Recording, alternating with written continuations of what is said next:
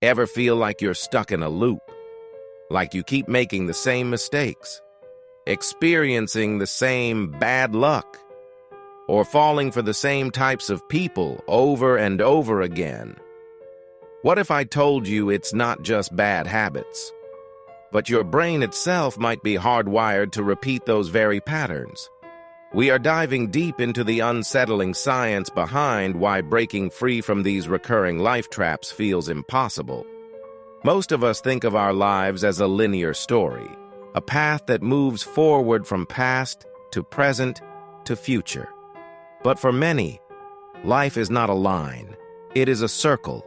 It is a psychological prison yard where we walk the same path every single day, convinced that this time it will be different.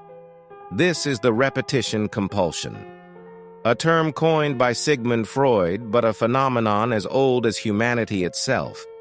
It is the subconscious urge to reenact painful events, traumas, and patterns from our past.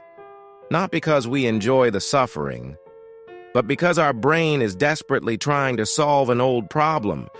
It is like a computer running a program with a bug. It keeps crashing at the same point, so it reboots and runs the program again, hoping for a different outcome. But a bug in the code will always produce a crash, unless you rewrite the code. To understand this, we must look at the architecture of memory. You have explicit memory, the things you consciously remember. Your first day of school, your first kiss, the facts you learned for a test. But you also have implicit memory. This is the memory of the body, the memory of the emotions. It is the feeling of fear when you see a spider, even if you don't remember being bitten. It is the knot in your stomach when you hear a certain tone of voice. Implicit memory is not stored in words. It is stored in sensations, and it is far more powerful than your conscious thoughts. When you were a child, your brain was a sponge. It absorbed the emotional climate of your family. It created schemas, mental models of how the world works. Love is conditional. I must be perfect to be safe. Authority figures are dangerous. I am not worthy of attention.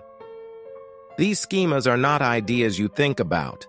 They are the lens through which you see reality. They are the invisible software running your life. Now, fast forward to your adult life. You meet a new person. Consciously, you are evaluating their personality, their interests, but your subconscious is doing something else. It is scanning them for familiarity. And what is familiar to the subconscious? The patterns you learned in childhood. If you grew up with a critical parent, you will be subconsciously attracted to critical partners. Not because you like being criticized, but because the pattern of criticism equals love is familiar. It feels like home. This is the core of the trap. The brain does not seek happiness. It seeks familiarity. Familiar misery is safer than unfamiliar joy, because at least in the familiar misery, you know the rules. You know how to survive. This explains why people stay in abusive relationships. It explains why people sabotage their own success. They are not crazy. They are running a program, and the program's primary directive is find what is familiar, even if it is painful. This leads to a phenomenon called destiny neurosis. You find yourself in the same dead-end job with the same kind of boss. You find yourself in the same toxic friendship with the same dynamic of betrayal. It feels like fate. It feels like a curse. But it is a choice, an unconscious choice, driven by a ghost in the machine.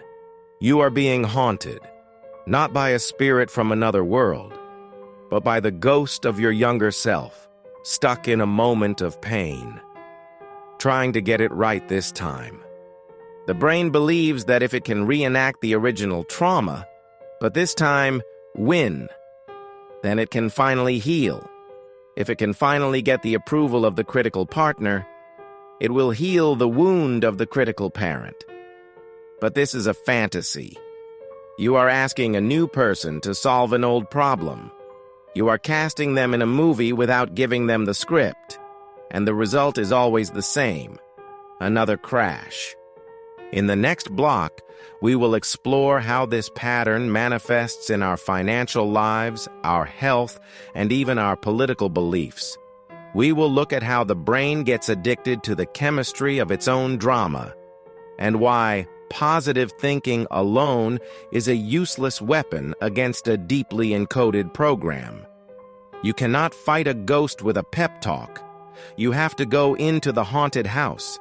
You have to turn on the lights. We have established that our brains are programmed to repeat the past. But this is not just psychological. It is chemical. Your brain is a pharmacy. Every thought, every emotion triggers the release of a specific cocktail of hormones and neurotransmitters. If you grew up in a chaotic, stressful environment, your brain became accustomed to high levels of cortisol and adrenaline. That chemistry of crisis became your baseline. Now, as an adult, you might find yourself bored by peace. You might feel that a stable, calm life is uninteresting. So you subconsciously create drama. You pick fights. You take unnecessary risks. You procrastinate until a deadline becomes a crisis. You do this because your body is an addict. It is addicted to the chemistry of chaos. Peace feels like withdrawal. This is why people who escape a bad situation often find themselves drawn back into it. The familiar prison feels more comfortable than the terrifying freedom. Let's look at this in different areas of life. Have you ever noticed how some people, no matter how much money they make, always end up back at zero? They get a bonus and their car breaks down. They win the lottery and they lose it all on bad investments.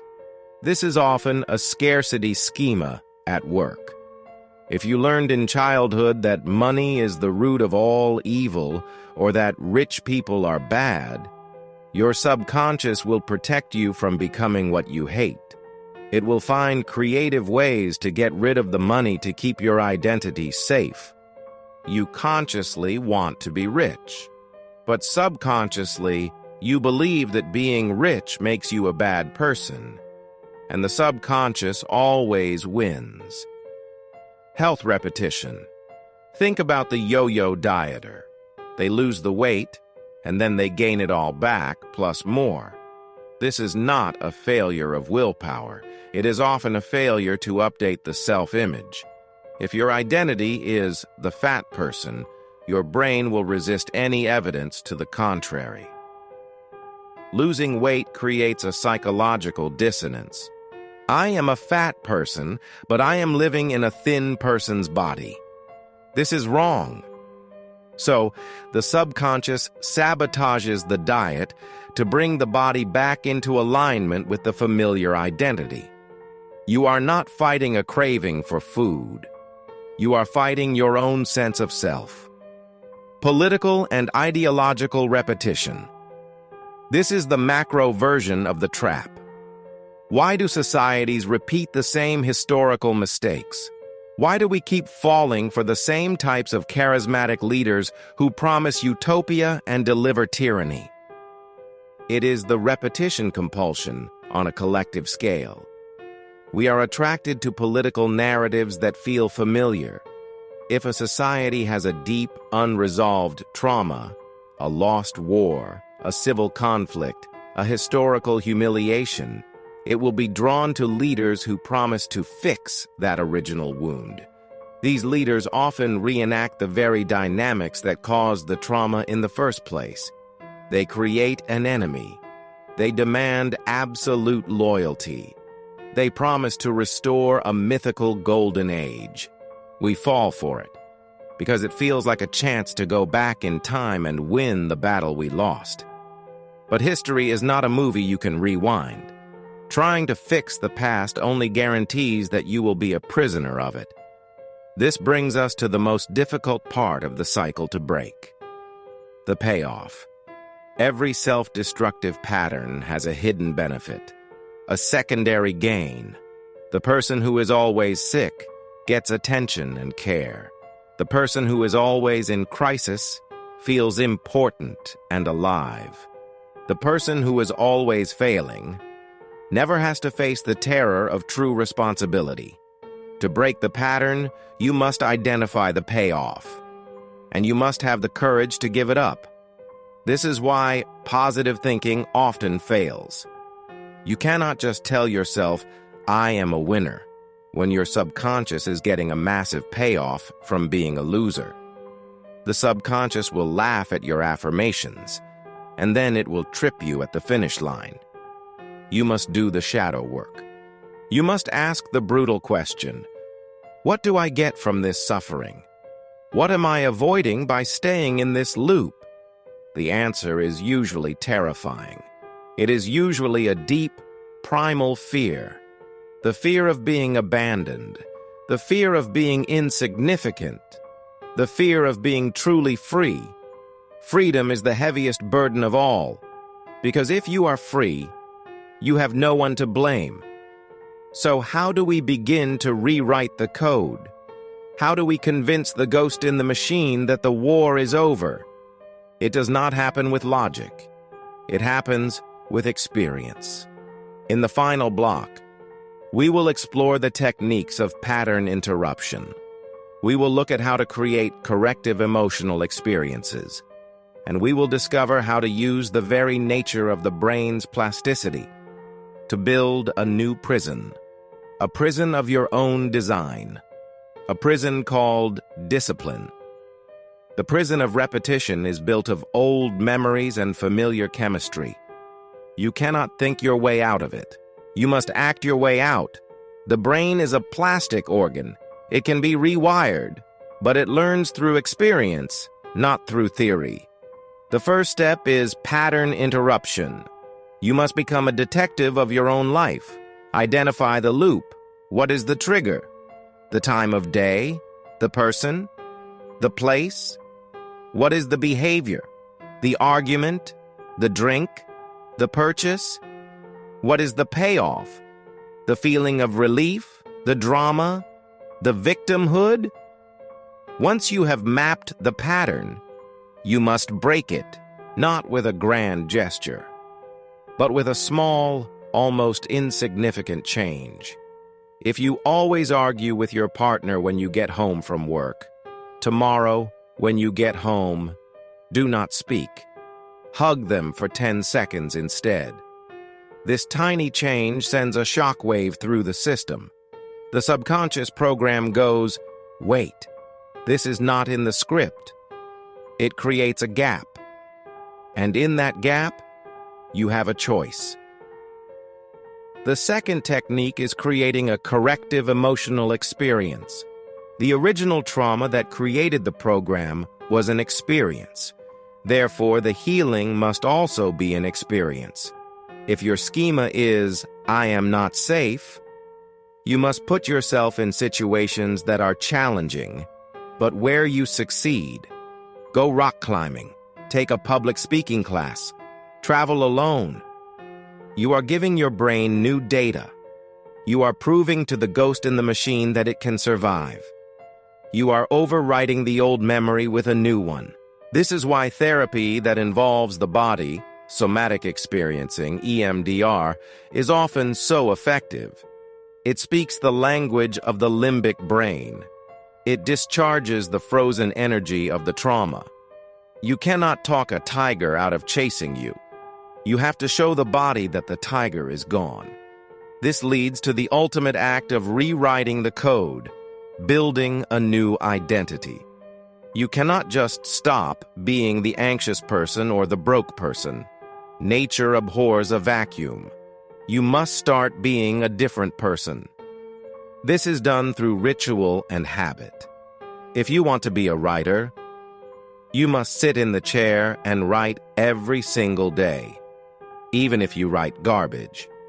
You are not writing to produce a masterpiece. You are writing to cast a vote for your new identity. Each day you sit in the chair, you are telling your brain, I am a writer. At first, the brain will resist. It will say, no, you are an imposter. You are a failure. But if you keep showing up, the votes accumulate. The evidence builds. And one day, the subconscious gives up. It accepts the new identity. The old program is deleted. The new one becomes the default. This is the secret of discipline. Discipline is not about motivation. Motivation comes and goes. Discipline is about identity. You are not trying to go to the gym. You are the person who goes to the gym. It is who you are. The action is just the byproduct. You cannot heal a pattern you are ashamed of. You cannot change a part of yourself that you hate. You must look at your self-destructive loops with compassion. You must understand that the program was created by a younger version of you, trying to survive with the tools it had. That program kept you safe. Thank it for its service. And then, gently, let it go. Tell the ghost that you are in charge now, that the war is over, that it is safe to rest. Breaking free from the repetitive traps of the mind is the hardest work a human being can do. It is a battle fought not with swords, but with awareness. It is a slow, painful process of rewriting the code of your soul, one line at a time. But the alternative is to remain a ghost trapped in a machine, repeating the same mistakes forever. The loop is powerful, but you are not the loop. You are the one who is watching it, and the one who is watching is free. The choice to break the cycle starts now.